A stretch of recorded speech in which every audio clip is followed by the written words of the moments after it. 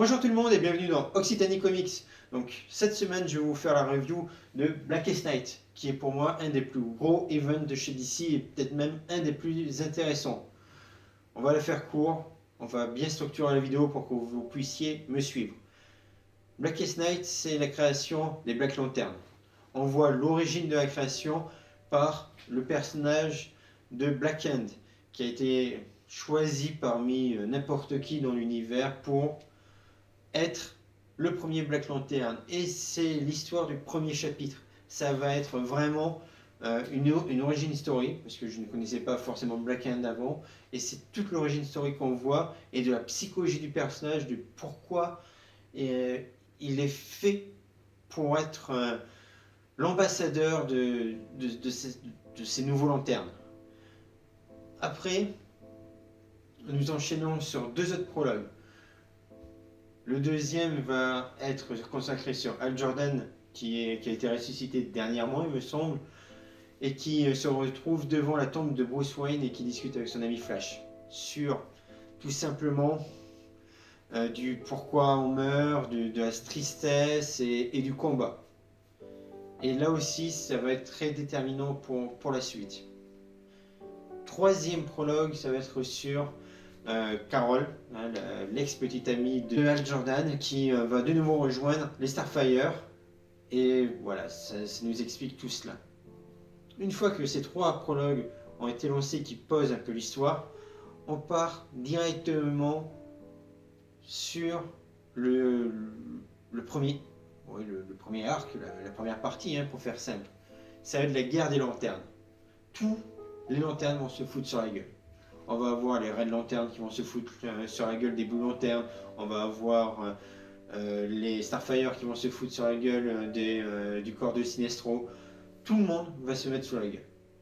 Et cela, ça va rappeler aux gardiens une prophétie, il y a très longtemps, sur la guerre des lanternes, mais aussi donc le retour et la création des Black Lanterns, ce qui leur fait vraiment un peu peur. Et c'est à ce moment-là que Black Hand décide de créer son armée de Black Lantern. Mais il ne va pas choisir des personnes lambda. Non, il est bien plus intelligent que ça. Il va faire appel à des héros ou à des anciens lanternes. Donc ce qui fait que Batman se retrouve ressuscité, Martian Manhunter se retrouve ressuscité, et que tout un tas de héros et forcément de méchants aussi se retrouvent ressuscités. Et là va se lancer une bataille.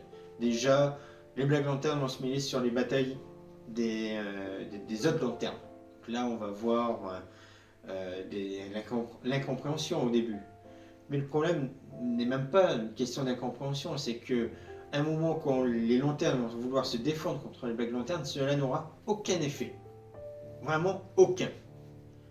Sauf qu'à un moment, dans l'histoire, Starfire et Carol et Hal va unir leur anneau en balançant un jet tout simplement, et là ça va commencer à affaiblir le Black Lantern. Et là ils comprennent que la seule solution pour s'en sortir, c'est de faire alliance. C'est que tout le monde fait bloc contre les Black Lanterns. Et c'est une des parties les plus intéressantes, c'est que chacun va devoir mettre leur ego de côté et vont devoir faire alliance. Mais la particularité, c'est que deux lumières différentes ne font qu'affaiblir, ne tuent pas. C'est vraiment l'intégralité des anneaux qui peuvent tuer le Black Lantern. Donc c'est vraiment quelque chose qui m'a plu, de voir tout le monde, de voir tous les lanternes. Et à savoir qu'en voyant tous les lanternes, on nous fait un descriptif de chaque lanterne.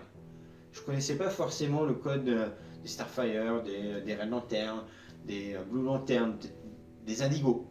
Je ne les connaissais pas forcément, je ne connaissais pas leurs membres, je ne connaissais pas leur capacité, sur quoi est basé leur pouvoir. Et c'est grâce à Blackest Night que j'ai pu apprendre tout ça. Et c'est vraiment un côté que j'ai beaucoup apprécié. Bon, je vais pas vous mentir, il se passe énormément de choses dans cet event pour éviter de vous spoiler.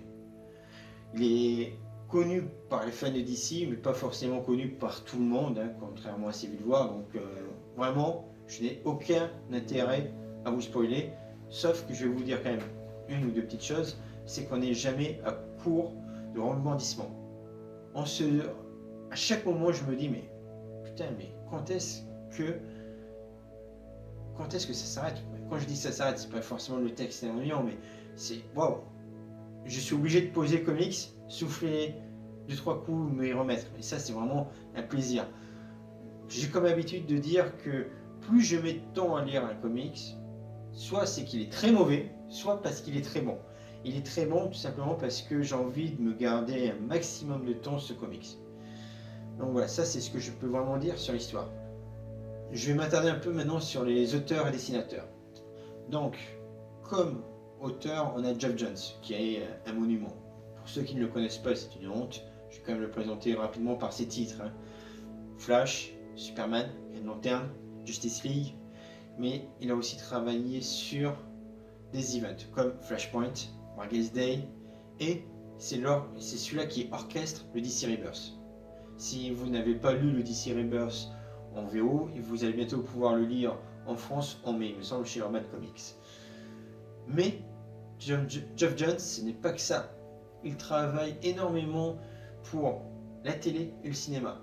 Il orchestre de loin les futurs films d'ici, mais aussi le Arrowverse.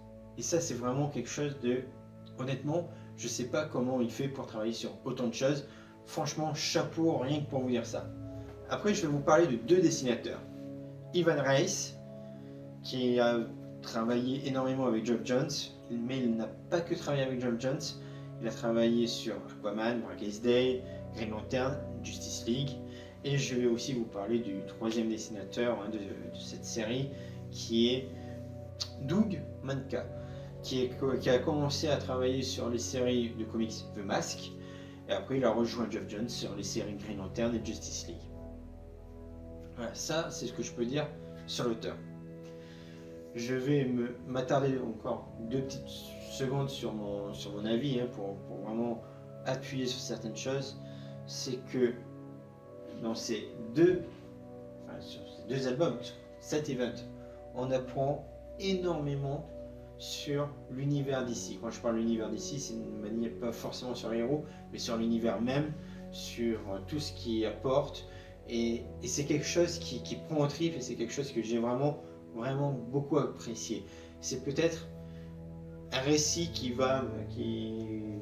va pas marquer les générations précédentes, parce que merci New 52, mais c'est vraiment quelque chose qui m'a marqué en tant que fan et qui a peut-être marqué d'autres fans, et que c'est un récit incontournable. Et vraiment, on n'est jamais à court de rebondissement. J'insiste vraiment là-dessus, parce que quand on se dit c'est trop gros, il y a quelque chose de plus gros qui sort. Et c'est un véritable plaisir. Pour conclure, il n'y a pas 10 000 choses à dire. C'est un event à prendre. C'est en 2 tomes. 2 tomes de 300 pages, ça vous fait 600 pages au total. 600 pages dans le format urbain, ça va vous coûter entre 40 et 50 euros. C'est pas cher payé pour quelque chose qui vaut le coup.